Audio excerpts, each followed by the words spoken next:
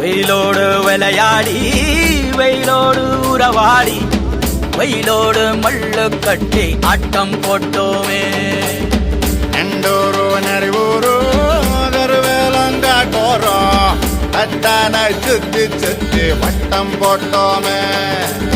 பசி வந்தா குருவி முட்ட தண்ணிக்கு தேவங்குட்ட பறிப்போமே சோழ தட்ட புழுதிதான் நம்ம சட்ட புழுதிதான் நம்ம சட்ட.